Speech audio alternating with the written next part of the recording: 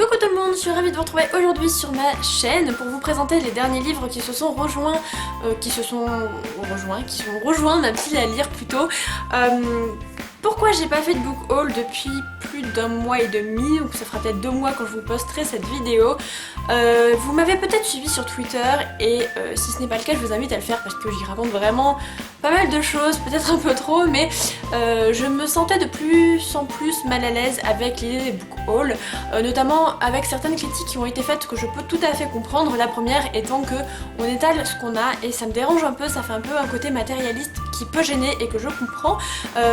Ça me gêne pas spécialement d'en voir, j'aime bien, mais c'est vrai que je vois pas l'intérêt de présenter un peu tout ce qu'on possède, il n'y a pas de raison bien derrière tout ça en fait.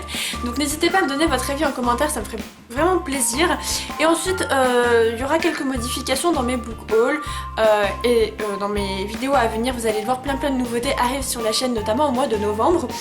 Je ne vais pas vous présenter tous les livres que j'ai reçus, tout d'abord parce qu'il y en a qui ne sont pas intéressants à présenter je pense, d'autres que vous allez voir dans des points lecture, donc je vois pas l'intérêt de vous faire un doublon. Je vous parlerai de ces livres très prochainement, donc voilà, il n'y a pas trop de soucis à ce niveau là. Là dans ce point lecture, dans ce book haul pardon, j'ai envie de vous présenter des livres qui sont un peu atypiques ou qui moi me donnent envie de vous les présenter pour une certaine raison.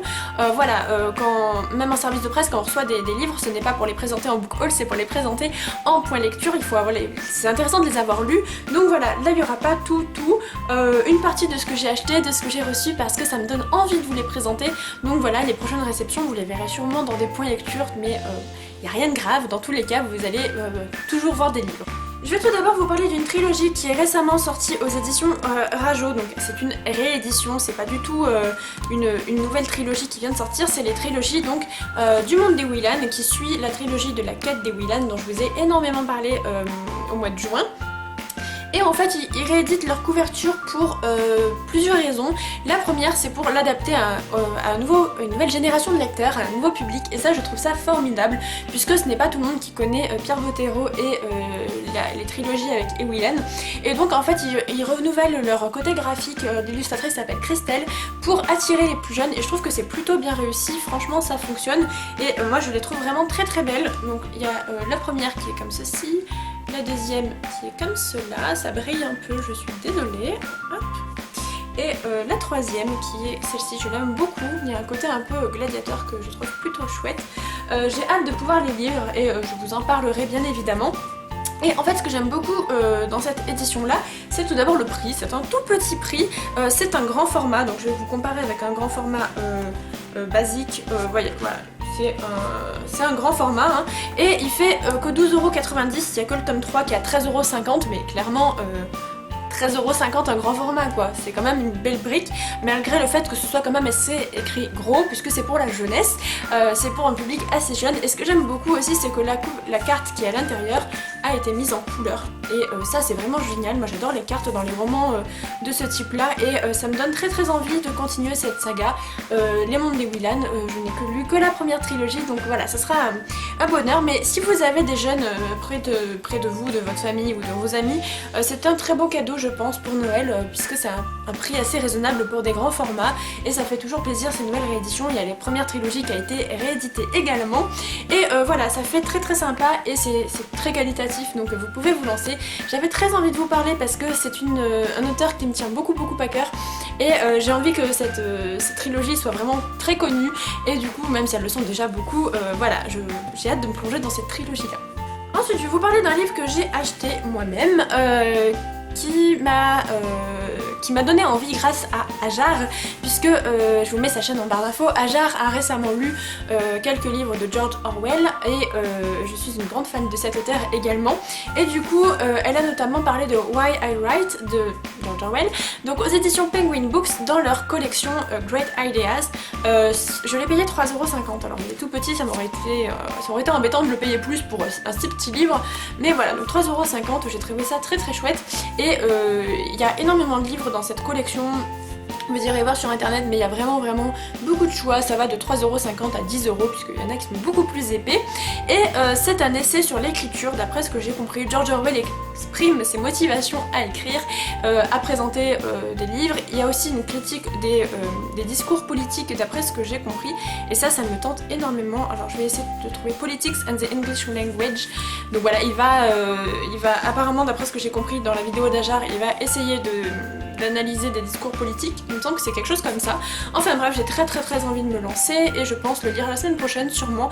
Donc je vous en parle bien évidemment très prochainement dans un point lecture.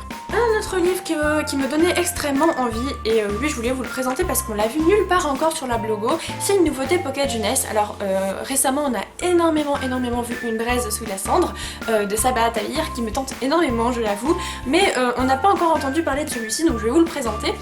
Il s'appelle Cité 19, c'est par Stéphane Michaka, ça doit être comme ça, Stéphane Michaka à mon avis. Et c'est publié donc aux éditions Pocket Jeunesse, et c'est l'histoire d'une jeune femme qui s'appelle Faustine qui doit aller voir le corps de son père qui se retrouve en bas d'une tour. Alors on ne sait pas s'il s'est jeté de la tour, si quelqu'un l'a poussé, quelque chose comme ça. Elle va aller faire la reconnaissance du corps, du cadavre, et bizarrement il va y avoir quelque chose qui va l'interpeller sur ce corps.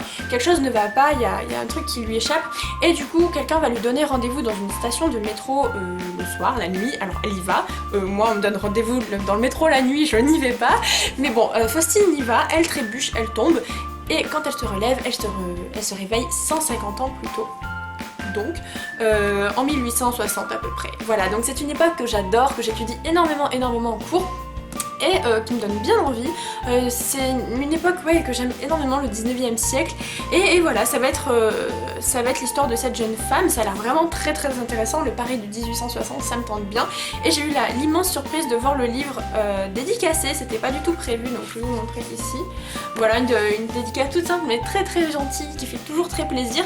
Donc voilà, il me semble qu'il est déjà disponible, hein, si je ne dis pas de bêtises, je vérifierai, mais normalement il est déjà disponible. Et voilà, lui j'avais envie de vous en parler parce que je ne l'ai pas vu encore sur la blogo. Voilà, on a beaucoup vu Une braise sous la cendre, mais alors lui, silence radio. Donc moi je vous en parle et je vous le présente. Allez, ensuite il reste 2 derniers livres à vous présenter. Je vais vous présenter celui-ci. Donc c'est le premier tome de la saga Récit du demi-loup. Je ne sais pas si c'est une saga, une duologie, une trilogie, peu importe, il y a plusieurs tomes c'est sûr, parce que c'est le premier. Donc c'est Récit du demi-loup Véridienne de Chloé Chevalier au mouton électrique. C'est une auteure francophone et j'ai vraiment hâte de découvrir son récit, c'est de la fantaisie. Dans ce royaume, quand un héritier naît, il faut que le lendemain de sa naissance, une personne, enfin un nourrisson du même sexe que lui, né le jour suivant, doit être amené au palais pour grandir avec lui et être élevé avec lui à la cour.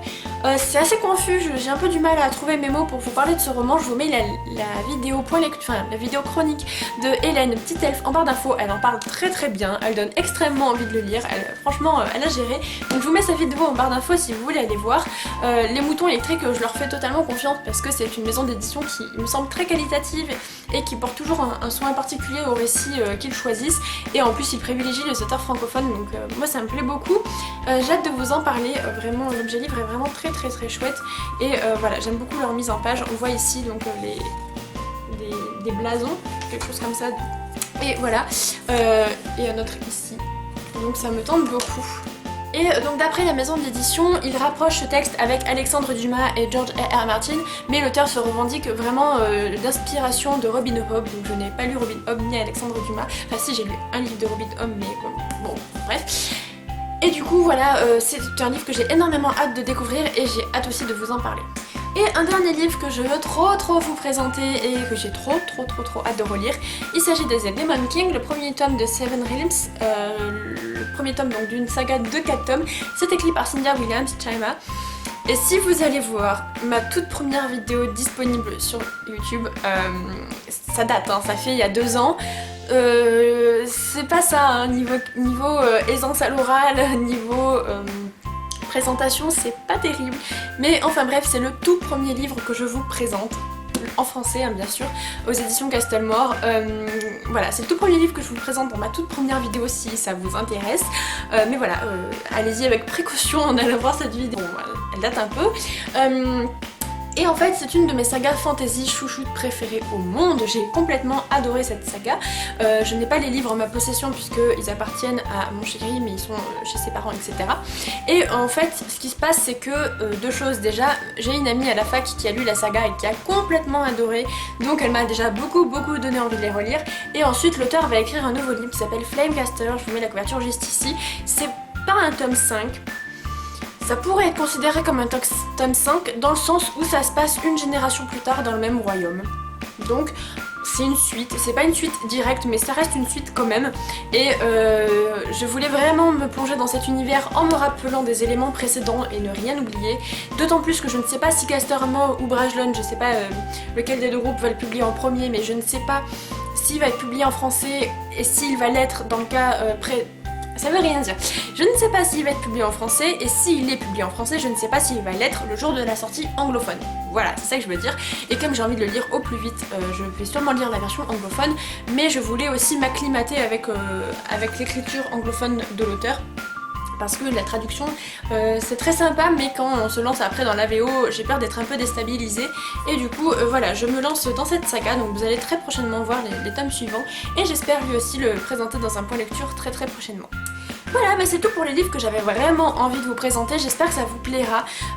J'espère que vous comprenez aussi mon but en faisant ça, de pas vous montrer tous les livres que je reçois. J'ai l'impression que c'est pas très intéressant parfois de vous parler des livres dont je n'ai pas grand chose à dire, et de toute manière je vous parle de livres que je lis dans mes points lecture. Il y aura quelques modifications sur la chaîne, c'est certain, parce qu'il y a quelques petites choses que j'ai envie de modifier et d'arranger à mon goût. J'espère que ça vous plaira. Et il y a également plein de nouveaux rendez-vous qui vont arriver, mais je ne vous dis rien, c'est un secret. Vous le verrez de toute façon quasiment tout au mois de novembre et tout au mois de décembre, donc dans les prochaines semaines à venir. J'espère que ça vous plaira. Et moi je vous retrouve très vite dans une prochaine vidéo. Bye bye!